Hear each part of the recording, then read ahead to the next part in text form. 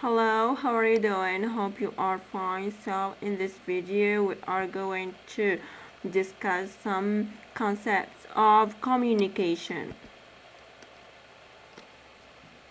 The first one is about effective face-to-face communication. So, what is effective face-to-face communication? Effective face-to-face communication involves a clear delivery of a message from one person and appropriate and correct receipt and interpretation of the message by a second person.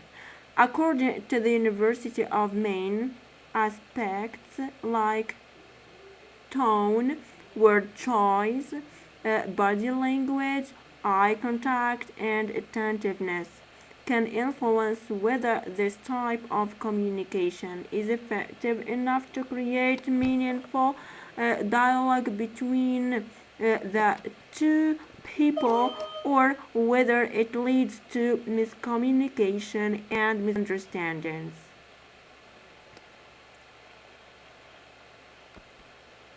Effective communication.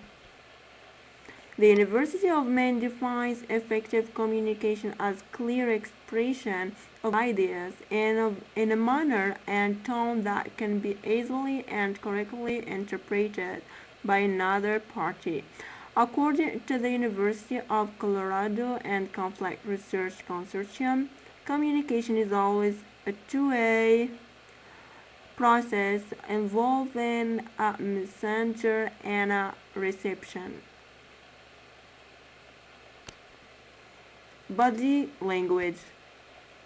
The Conflict Research Consortium notes that body language is an influential factor in face-to-face communication because the person and demeanor can greatly influence how the reception interprets that message. When an individual speaks in an even tone with direct eye contact and a friendly facial expression, that message is likely to be received as positive or at least neutral. Body language that communicates negative feelings such as crossed arms, lack of eye contact, clenched fists, and a serious expression is likely to be interpreted in that context.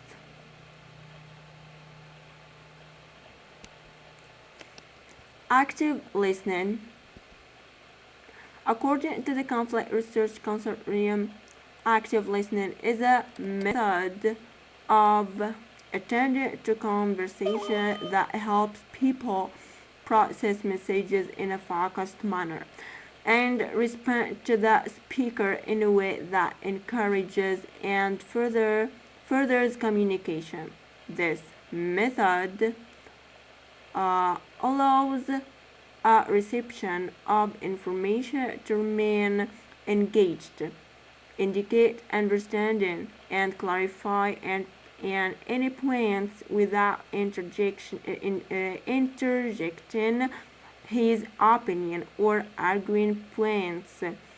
Active listening involves eye contact, open body language, and often the reception of information reframes what he has heard to confirm understanding. Barriers to effective verbal communication.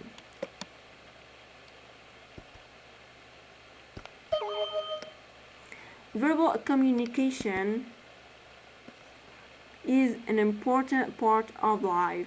People rely upon verbal communication in their interaction with families, coworkers, and peers. However, verbal communication can occasionally break down or be impeded by barriers.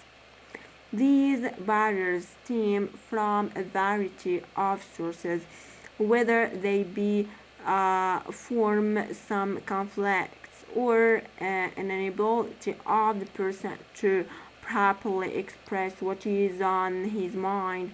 Understanding these barriers can be a positive step in overcoming them.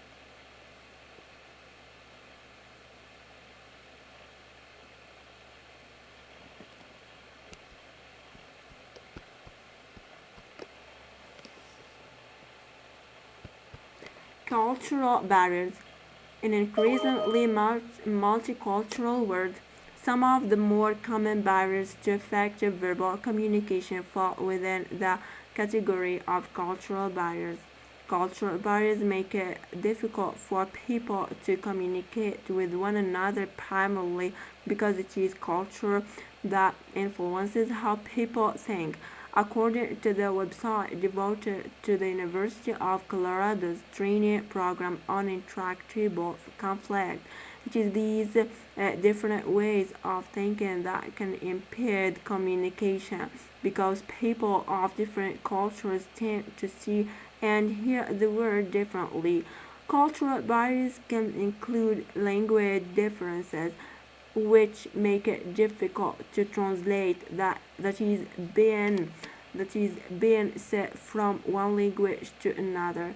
A second set of cultural barriers include the behavior constraints faced when speaking to someone of another culture. For instance, in some cultures, eye contact between men and women is frowned upon. This makes nonverbal cues difficult to pick up. Emotional constraints present another cultural barrier. Emotions associated with verbal communication can be displayed differently in various cultures. Stereotypes and generalizations. Both the University of Waterloo and the Ohio State University websites note that a major barrier to effective verbal communication is the tendency of some people to speak using stereotypes and unqualified generalizations.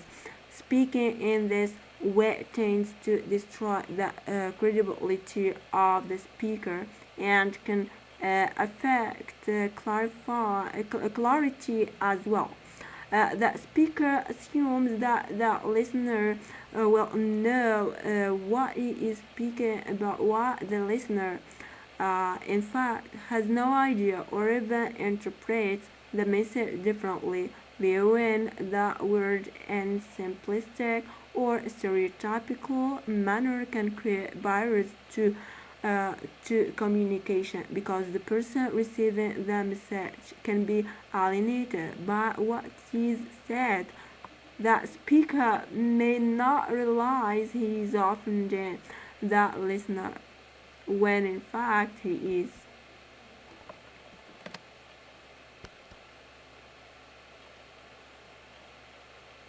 Lack of clarify. Lack in clarify is the third barrier to effective verbal communication. Speakers who do not speak precisely and clearly about their topic, whatever it may be, run the risk of confusing the receiver of the message. Your use of language may differ from someone you are speaking to, especially when it comes to slang, formal language, or other non-literal ways of speaking. Bernard L. Irvin at Ohio State University's Department of Agricultural, Environmental, and Development Economics refers to this lack of clarity as muddled messages, messages that are vague and imprecise, may be interpreted wrongly. The best way to be sure of your clarity is to watch for feedback from the receiver of the message to ensure that they have received your message properly. Thank you so much.